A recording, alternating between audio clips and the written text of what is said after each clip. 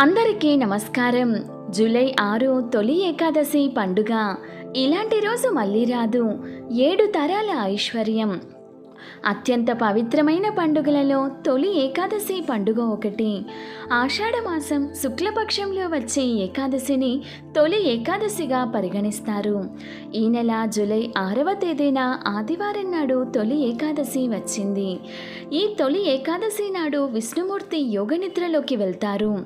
ఈ తొలి ఏకాదశి రోజున విష్ణుమూర్తి యోగనిద్రలోకి వెళ్ళి మళ్ళీ 4 నెలల తరువాత అంటే కార్తీక శుద్ధ ఏకాదశి రోజున విష్ణుమూర్తి నిద్రలేస్తారు.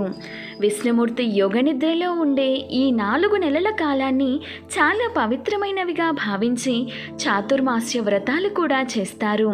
ఇంతటి విశిష్టమైన తొలి ఏకాదశి రోజున ఎలాంటి విధి విధానాలను పాటించడం ద్వారా ఈ సంవత్సరం అంతా విష్ణుమూర్తి అనుగ్రహాన్ని పొందవచ్చు ఈ వీడియోలో తెలుసుకుందాం.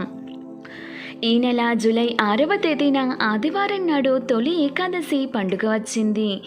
ఈ శక్తివంతమైన తొలి ఏకాదశి రోజున విష్ణు స్వరూపమైన వెంకటేశ్వర స్వామిని పూజించి కొన్ని నియమాలను పాటిస్తే పుష్కలంగా ఐశ్వర్యం కలిసొస్తుంది.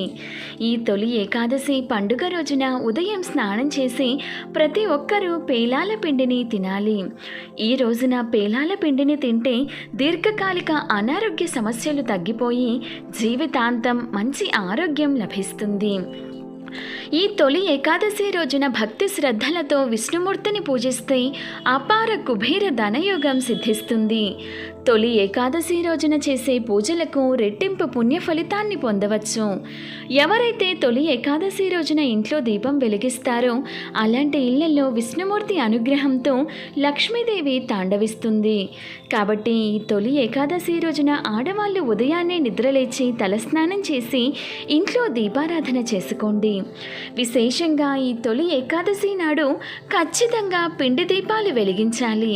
బియ్యం పిండితో 2 పిండి దీపాలు తయారు చేసి పూజగదిలో ఈ పిండి దీపాలు వెలిగిస్తే విష్ణుమూర్తి ఎంతో సంతోషించి మీ కుటుంబానికి అష్టైశ్వర్యాలను ప్రసాదిస్తాడు. ఇక తొలి ఏకాదశి పూజలో తప్పనిసరిగా తులసి ఆకులు ఉండాలి. వెంకటేశ్వర స్వామికి అత్యంత ప్రీతికరమైన వాటిలో తులసి దళాలు ఒకటి. కాబట్టి ఈ తొలి ఏకాదశి రోజున పూజ చేసేటప్పుడు వెంకటేశ్వర స్వామి పటానికి తులసి మాలని వేసి 5 వత్తులతో పిండి దీపాలు వెలిగించి స్వామివారికి నమస్కారం చేసుకుంటే క్షణాల్లో మీ కష్టాలన్నీ తొలగి మీ కుటుంబం మొత్తానికి అఖండ ఐశ్వర్యం లభిస్తుంది. తులసిమాల వేయలేని వారు స్వామివారి పటం ముందు కొన్ని తులసి దళాలను సమర్పించవచ్చు. ఇక ఈ తొలి ఏకాదశి రోజున ప్రతి ఒక్కరూ తప్పనిసరిగా పసుపు రంగు వస్త్రాలను ధరించాలి. ఎవరైతే పసుపు రంగు వస్త్రాలను ధరిస్తారో అలాంటి వారికి విపరీతమైన అదృష్టం కలిసొస్తుంది. తొలి ఏకాదశి రోజున తప్పనిసరిగా తులసి మొక్కను పూజించాలి. ఈ రోజున తులసిని పూజిస్తే లక్ష్మీదేవి కరుణా కటాక్షాలతో మీ కుటుంబానికి సిరి సంపదలు లభిస్తాయి. తులసి కోటలో దీపం వెలిగించి తులసి మొక్కకు 5 ప్రదక్షిణాలు చేయండి. సంపూర్ణ లక్ష్మీ కటాక్షం సిద్ధిస్తుంది. ఈ ఆషాఢ మాసంలో ఆడవాళ్ళు గోరింటాకు పెట్టుకుంటే చాలా మంచిది. అయితే ఈ తొలి ఏకాదశి పండుగ రోజున ఆడవాళ్ళు గోరింటాకు పెట్టుకుంటే ఇంకా మంచిది. తొలి ఏకాదశి రోజున ఇంట్లో పూజ చేసేవారు పసుపు రంగు చామంతి పూలతో వెంకటేశ్వర స్వామిని పూజించాలి. అలాగే పూజలో నైవేద్యంగా పానకం, వడపప్పును, అరటి పండ్లను నివేదించండి. ఈ తొలి ఏకాదశి రోజున తప్పనిసరిగా విష్ణు చాలీస, విష్ణు సహస్రనామాలను కానీ చదవాలి. అదేవిధంగా ఈ తొలి ఏకాదశి నాడు ఒక శక్తివంతమైన మంత్రాన్ని చదివితే విష్ణుమూర్తి ఆశీర్వాదంతో ఈ సంవత్సరం అంతా భోగభాగ్యాలను పొందవచ్చు. ఆ మంత్రం ఏమిటంటే ఓం నమో నారాయణాయ నమః. ఈ మంత్రాన్ని 21 సార్లు చదవండి. ఇక జీవితంలో ధనధాన్యాలకు కొరత ఏర్పడదు. ఈ శక్తివంతమైన తొలి ఏకాదశి నాడు విష్ణుమూర్తి లక్ష్మీదేవి సమేతంగా రావి చెట్టులో నివసిస్తాడట. కాబట్టి ఈ తొలి ఏకాదశి నాడు రావి చెట్టు క్రింద దీపం వెలిగించి రావి చెట్టుకు 5 ప్రదక్షిణాలు చేసి రావి చెట్టును ముట్టుకొని నమస్కారం చేసుకుంటే ఇక మీ కష్టాలన్నీ వెంటనే తీరిపోయి మీ కుటుంబానికి సకల ఐశ్వర్యాలు చేకూరుతాయి. ఈ తొలి ఏకాదశి రోజున తప్పనిసరిగా ఇంటి ముందు స్వస్తిక్ గుర్తును గీయండి. ఇంటి ముందు స్వస్తిక్ స్వస్తిక్ గుర్తు ఉంటే మీ ఇంట్లోకి వెంటనే లక్ష్మీదేవి అడుగు పెడుతుంది. ఇక ఈ పండుగ రోజున తప్పనిసరిగా ఇంటి గడపలకు పసుపు రాసి ఇంటి ముందు ముగ్గులు వేసుకోవాలి.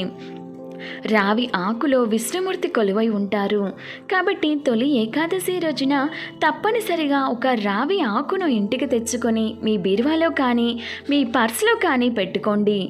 డబ్బు సమస్యలన్నీ వెంటనే తొలగిపోయి మీ ఇంటి ఆదాయం రెట్టింపవుతుంది. అయితే ఈ తొలి ఏకాదశి రోజున సాయంత్రం సూర్యుడు అస్తమించిన తరువాత పొరపాటున కూడా ఉప్పు తినకూడదు. ఈ తొలి ఏకాదశి రోజున ఉప్పు తింటే జాతక దోషాలు ఏర్పడతాయని నమ్మకం. తొలి ఏకాదశి ఆదివారం వచ్చింది కాబట్టి చాలామంది మాంసాహారాన్ని తింటారు. కానీ ఈ పండుగ రోజున పొరపాటున కూడా మాంసాహారాన్ని తినకూడదు. అలాగే జుట్టు గోర్లు కత్తిరించడం చేయకూడదు. ఈ రోజున ఎవరికి అప్పు ఇవ్వకూడదు. ఆడవాళ్ళు ఇంట్లో కంటితడి పెట్టకూడదు. అలాగే ఈ తొలి ఏకాదశి నాడు తలకు నూనె రాయకూడదు. అలా చేస్తే ఆయుక్షీణం అవుతుందని నమ్మకం. ఈ తొలి ఏకాదశి రోజున తప్పనిసరిగా ఉపవాసం ఉండాలి. ఒక్క పూట ఉపవాసం ఉన్నా సరే కోటి జన్మల పుణ్య ఫలితాన్ని పొందవచ్చు.